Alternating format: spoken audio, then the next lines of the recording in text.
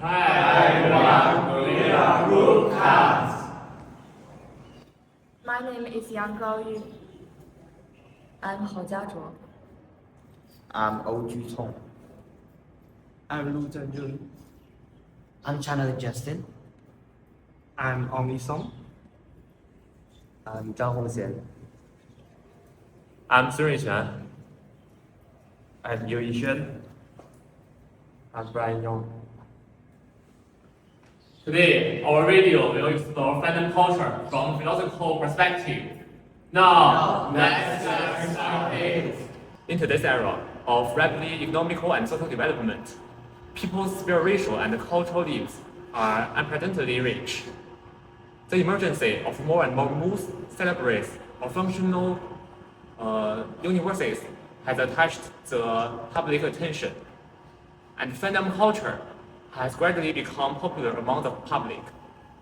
Some see fandom culture as a gender fulfillment, while others consider it as a distraction from reality. Some studies have highlighted the correlation between fanship, fandom, and well-being, and emphasize the dangers, including escapism and dependence. This is not an isolated question. It also involves deeper philosophical reflection, discussion, and question about the fandom culture. In this video, we will discuss four closely related questions. The first question of gender fulfillment and escapism explains what fandom culture can offer under different situations. Relate on this question. The second question, which is about the evolution of intense fan devotion into a kind of modern-day worship, clarify the difference between ordinary fandom culture and modern-day worship. Going deeper, we turn to the third question about where the line between meaningful admiration and blind loyalty is drawn. This question makes the discussion more comprehensive and profound. The last question, we introduce a new aspect, flawed public figures, as an actual example in the modern society, make the discussion more relevant to our own life. We will analyze this through philosophical perspectives, such as virtual ethics, existentialism, demonology, utilitarianism. But before we start to discuss them, let's understand the importance of this study first. Studying fandom culture is important because fandom is no longer a hobby or a form of entertainment. Today, it has a strong influence on how people think, behave, and interact with others, especially through social media. First, studying fandom helps us understand human behaviors and identity. Many people join fan communities to find friendships, emotional supports, and sense of belongings. For some individuals, fandom gives them purpose and confidence. By researching fandom cultures, we can understand why people form strong emotional connections with celebrities and online communities. Ethical sides of the fandom is also another important reason to study. Sometimes admirations can turn into blind loyalties. For example, when celebrities face criminal charge of harmful behaviors, some fans will still support them without no matter the actions were ethical or not. Research helps us understand how to balance admirations with moral responsibilities and critical thinking. Through social media, fandom can influence millions of people that can do positive things such as organizing charity events and raising money for good causes. However, they can also contribute to cyberbullying, harmless online harmless, and toxic arguments. Studying fandoms help us understand these effects and create healthier online communities. More research is needed because fandoms continue to grow in the digital age. Researchers need to understand how fandoms affect mental health, ethics, decision-making, and social behaviors. The findings can help educators, parents, policymakers, and media organizations encourage healthy fans engagement while reducing harmful effects. Does fandom culture offer gender fulfillment, or does it just function as a distraction from reality? With the fandom culture becoming a common way for young people to realize and gain emotional support, it is an important ethical and popular question. At the same time, rapid development of social media also increases its importance. If we want to research this question, we need to distinguish between genuine fulfillment and distraction from reality, because only we can distinguish them clearly can we analyze which one fandom culture offers. Genuine fulfillment is stable and lasting feeling of happiness. It is gained through personal growth. People who gain genuine fulfillment in fandom idol all turn the fandom culture into a way of improving themselves. In this process, they gain confidence, a sense of responsibility, and growth. A distraction from reality are using fandom culture to avoid various problems in real life, like academic pressure, family conflicts, and emotion troubles. Fans spend a large amount of time in participating in fandom activities while forgetting to deal with their real life, the problem in their real life. If they ignore the responsibility and problems, these problems will become more and more serious. Next, we need to analyze under what conditions fandom culture can bring genuine fulfillment instead of escapism, because we want to utilize fandom culture to bring genuine fulfillment for our own growth. The influence of fandom culture depends on how people participate in it and what attitude they have toward it. In a rational and healthy state, fandom culture can bring genuine fulfillment. When people remain self-disciplined and moderate when participate in fandom culture, they can gain more benefits from fandom activities. Fandom activities can also bring genuine fulfillment by helping improve activities and moral characters of fans. For example, fans may decide to change themselves because they admire the good characteristics of their idols, and like hardworking and helpful.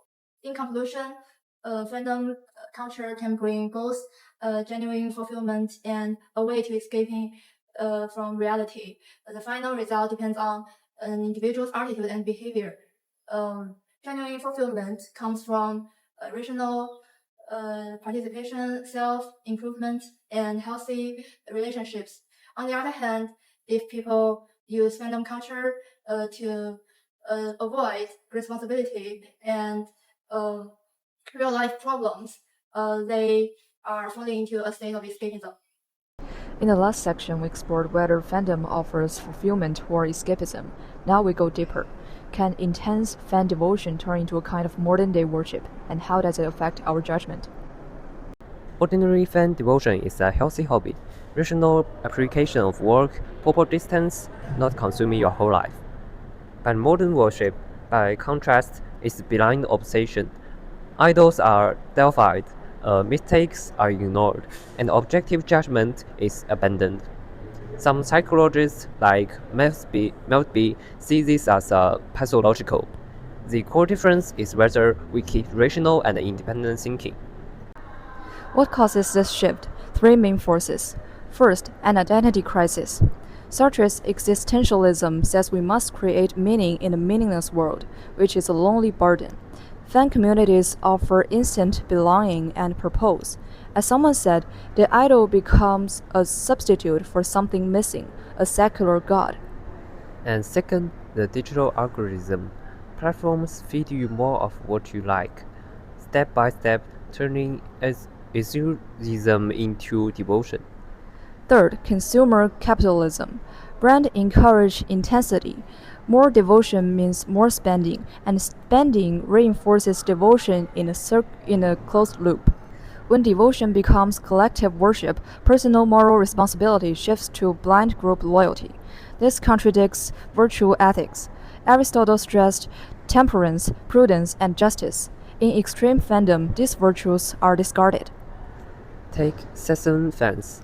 They stalking, invading privacy, ignoring human dignity, and David shows how echo chambers normalize boundary violations, corrupting moral character. From a utilitarian view, fans see idol success as the greatest good, so cyberbullying and doxing critics become justified because the group's happiness outweighs harm to outsiders. The idol becomes an exception, exempt from normal moral rules. Okay, so yes, when identity crisis, algorithms, and consumerism converge, devotion becomes worship, and once it does, we lose critical thinking, personal moral responsibility, and we even rationalize harmful behavior for our idol. As Martha Nussbaum reminds us, true human flourishing requires respecting the humanity of everyone, including those outside our circle. And next, we will ask, where is the line between meaningful admiration and blind loyalty? You see that what people are saying online? They're attacking our beloved again. I'm so pissed, you know. Yeah, I saw it. But this time the accusation looks serious. Serious or not, I don't care. Real fans should always defend their idol, you know? Why? Because loyalty means staying by their side no matter what, okay? I don't think loyal means ignoring everything. I admire our idol too. But I admire the hard works, discipline, and effort, not blinding everything they do. That sounds like fake support if you think about it, you know? No, actually, meaningful administration means respecting someone without losing yourself. Think about it. We admit athletes because they inspire preservation. We admit the singer because their stories motivate us. For example, many K-pop idols train for years before debuting. Seeing that levels of effort motivate fans to work harder in school or personal goals. That kind of administration helps people grow. So what you're saying that fandoms are unhealthy and you want us to believe that? Why not? From the perspective of virtual ethics, admiration is positive when it builds good character things like self-discipline, moderation, and responsibility. A good fan should feel inspired, not controlled. But what if people spread hate about our celebrities, the ones that inspire us to our current self? We can defend them fairly, but we shouldn't stop thinking critically. You sound too logical, you know. Fans are supposed to be loyal. Those people that we love, give inspiration to us, and we just leave them to get kicked, to be bullied. We don't give any thanks to them. Loyal? Yes, but blind? No. So what you're saying that people can still be a fan even if they do nothing? Of course, supporting someone doesn't mean losing your judgment. Fine, but I still think fans should stand with their idols no matter what. Wait a minute. What if the scandal is fake? Then we wait for the evidence, But I already posted online defending it. even before knowing the truth. Well, That's where the problem starts. According to their ontology, morality should be based on the principle, not emotions. If someone does something wrong, we shouldn't excuse it just because we admit them, like the idol. but emotions matter too, you know. Sure, but right and wrong is still matter. Imagine if an idol builds someone. Should fans ignore it? Maybe not. And existentialism say we should think for ourselves instead of blindly following pros. Sometimes fandom pressure makes people feel like they must defend idols or else they are bad fans. Honestly, that sounds familiar, you know. Exactly. Blind loyalty begins when people stop asking questions, stop thinking independently, and let fandom decide their values. So, what do you think draws the line between them? The line is crossed when administration stop its own role and start controlling your thinking or your logical brains. Else. Meaningful admiration. Just cause it. That sounds interesting, no? but loyalty makes us lose ourselves. Hi everyone. Now let's explore the question 4. Is it ethical to idolize loud public figures whose voice continues to inspire mass audiences? Public figures have great influence, but many are involved in ethical issues. Some people believe their works should be separate from their personal behaviors, while others argue that supporting them may send the wrong message. Wrong ambassadors found that public figures can strongly influence young people, while then Yost argues that emotion attachments in fandom may reduce rational judgments. So to solve this question, we should explore from 3 parts. First, why the idolization of loud public figures a serious ethical problem. Young people are still developing their values and are easily influenced. If celebrities continue receiving support after unethical behaviors, fans may think success is more important than morality. According to virtue ethics and utilitarianism, the long-term negative impacts on society may outweigh the benefits. Therefore, idolizing loud public figures is not only a personal choice, but also an issue that can affect social values. Topic 2. Should public figures be held to higher moral standards because of their social influence? In my opinion, yes. Public figures should be held to higher moral standards because they influence a lot of people, especially young audience. According to virtue ethics, they should show positive values like honesty, kindness, and responsibility.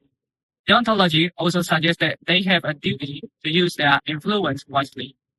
Although existentialism reminds us that public figures are human and can make mistakes, they should still be responsible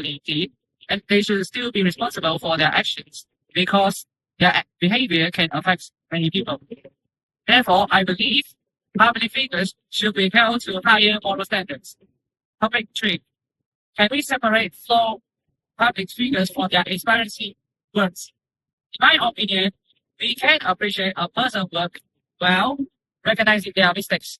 From a utilitarian perspective, a work can still provide benefits by inspiring or entertaining people. For example, many people still enjoy Michael Jackson's music because of its impacts.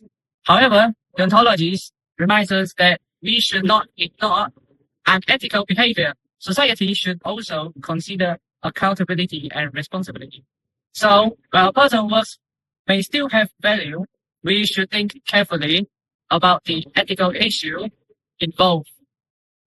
In conclusion, we know that modern fan culture has transcended mere entertainment to become a powerful social force. It actively shapes personal identity, ethical reasoning, and public value in our digital age. By applying virtue ethics, utilitarianism, deontology, and existentialism, we have identified the thin line between meaningful engagement and harmful obsession. On one hand, fan culture can foster eudaimonia, where role models inspire self-discipline and community service. On the other hand, it can be more dangerous tool for escapism. From an existentialist perspective, relying on the virtual world and to escape the pressure of the real world can lead to a gradual loss of autonomy and the ability to think independently. Ultimately, fan culture is not inherently negative. It depends on the fan's own moral consciousness. It should serve as a path toward virtue, not a force that erodes critical thinking. Given the rapid commercialization of emotion on social media, we hope this philosophical framework serves as a guide for educators and policymakers to build a more rational, ethical, and healthy online environment for the future. This is all our content. Thank you for watching.